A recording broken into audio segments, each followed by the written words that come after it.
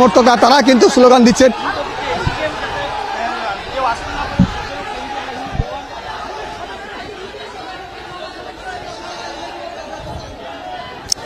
দেখো, কেন্দ্রীয় বাহিনী নিয়ে তো অভিযোগ রয়েছে, কারণ এখানে ঘটার সঙ্গে সঙ্গে যে কেন্দ্রীয় বাহিনীতে যে তৎপরতা তেমনটা কিন্তু এখানে দেখতে পাওয়া যায়নি। তবে বেশ কয়েকজন কেন্দ্রীয় বাহিনী এখানে থাকলেও পরিস্থিতিকে নিয়ন্ত্রণ করার জন্য রাজ্য পুলিশ তারাই কিন্তু কাজ করে চলেছে।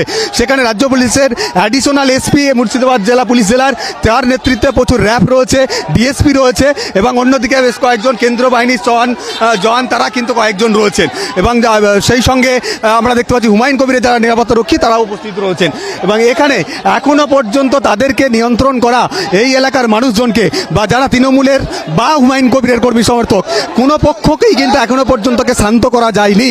এমন একটি কেন্দ্রে যেখানে ভোট চলছে, বুথে প্রচুর মানুষের লাইন ছিল, সেই বুথের বাইরে এইভাবে উত্তেজনা, খণ্ডযুদ্ধ, মারখানে কিন্তু এইভাবে কিন্তু তারা এইগুলোকে ব্যবহার করে, যেখানে দাঙ্গা পরিস্থিতি হয়। বলে যে পরিস্থিতি এই মুহূর্তে দেখতে পাচ্ছে, তৃণমূলের ফ্ল্যাগ উঠছে, যারা বিক্ষোভ দেখাচ্ছেন, কিন্তু এখানে যে পরিস্থিতি তৈরি হয়েছে সেক্ষেত্রেও কি এই মেশিনকে ব্যবহার করতে হবে কেন্দ্র বাহিনীকে, সেটা সময় বলে। আবার দেখো, ব্লক সভাপতি যিনি রয়েছেন হাবিব মাস্টার, তাকে কিন্তু কোনোভাবেই কন্ট্রোল করতে পারছে না পুলিশ। দেখতে পাচ্ছ যে মাঝে মধ্যেই কিন্তু তিনি তেড়ে যাচ্ছেন। এই যে ছবি এই মুহূর্তে আমরা রহদায় দেখতে পাচ্ছি, পুলিশের তরফ থেকে এমন কোনো পদক্ষেপ এখনো পর্যন্ত করা হচ্ছে না, বা কেন্দ্রীয় বাহিনীর ভূমিকাও আমরা দেখতে পাচ্ছি না, যারা এই পরিস্থিতিটাকে বা এই গন্ডগোলটাকে কন্ট্রোল করতে পারবে।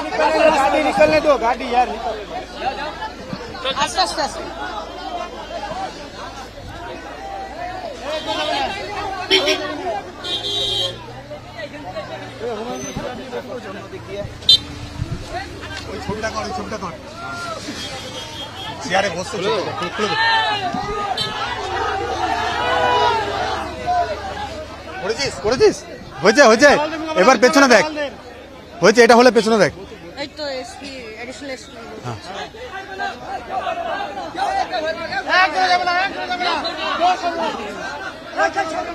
লাঠি চার্জ হবে, হ্যাঁ, লাঠি নিয়ে নিয়ে যাতে।